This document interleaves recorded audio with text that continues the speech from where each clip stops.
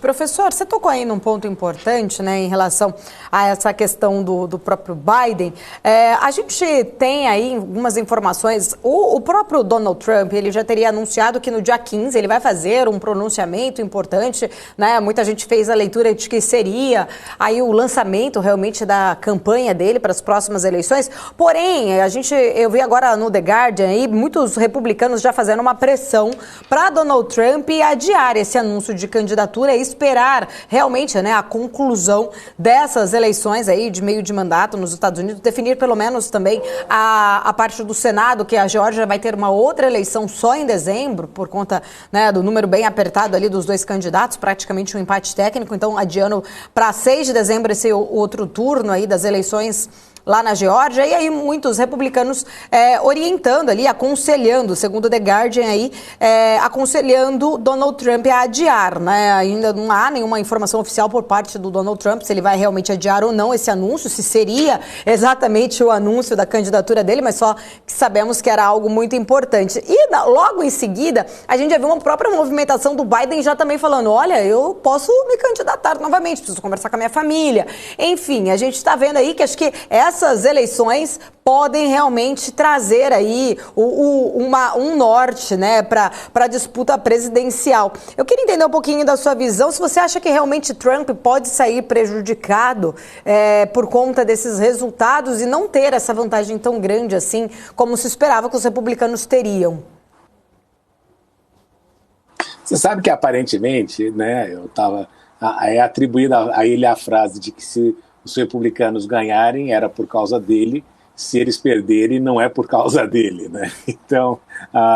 ele sempre com essa postura de se tornar aí o centro de todas as coisas e o centro do universo político republicano. Mas o fato é de que ele tem aí uma liderança grande dentro do partido, tem uma ascensão relevante em todo o processo republicano, ele ainda é visto como candidato anti-establishment, daquele que impôs, né, a candidatura republicana e que fez valer, não é, a pauta republicana de todos os presidentes republicanos. Não há dúvida de que Donald Trump foi aí o que mais implementou a pauta republicana dentro dos 4 anos em que ele serviu como presidente, além do fato de ter sido aí, por incrível que pareça, o presidente mais pacífico que nós tivemos nos últimos 70 anos da história recente dos Estados Unidos. Então, ele tem aí um público que lhe é fiel. Só que muita gente entende que, ao mesmo tempo que ele tem este público que é fiel, você discursar somente para a base, esta base não é suficiente para que garanta aí um avanço e os votos necessários para ganhar uma eleição. Então você fica pregando aí para aqueles que já estão convertidos e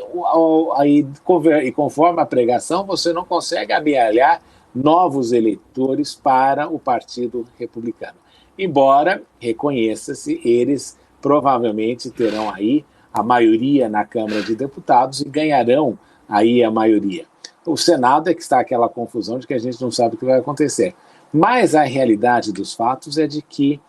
muitos entendem que a figura do Trump se transformou num personagem tóxico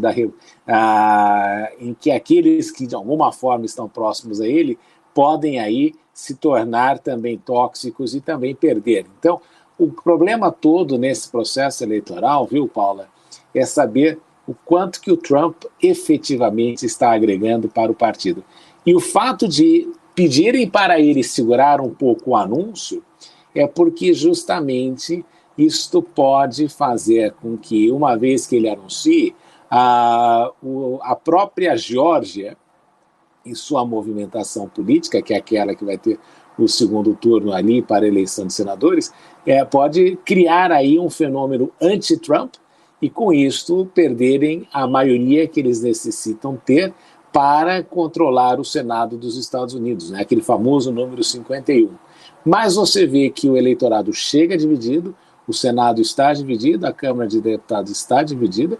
e claro, Biden aí, nesse processo todo, que era aquele que se esperava que tivesse uma derrota fragorosa, não teve, né? Então o eleitor fez uma dissociação muito interessante. Ele não deu o reconhecimento para o presidente dos Estados Unidos. Ele não reconheceu a fraqueza do presidente dos Estados Unidos como um elemento essencial para não votar republicano. E um dos elementos, e o Paulo, importante nessa equação toda, foi justamente as gerações mais novas que vêm com uma pauta mais progressista e que entenderam que não queriam ali que Donald Trump retornasse ao poder ou que houvesse aí uma agenda mais conservadora nos próximos 2 anos até o próximo período eleitoral. Então, quando a gente vai analisando todo esse cenário, você vê que Biden começa a entender que o eleitor conseguiu fazer essa dissociação, mas obviamente que ele já é um candidato idoso. Muita gente acha que, em princípio, ele deve optar por não concorrer, embora, se ele fosse anunciar agora de que não iria concorrer, as pessoas nem dariam mais atenção para ele, porque ele seria um presidente de um mandato só, um pato manco, sem controle da Câmara de Deputados, e que pode ver aí nos próximos meses, se os republicanos ganharem, passar aí também pela mesma situação do processo de impeachment que foi infligido, né, a Donald Trump quando era presidente dos Estados Unidos.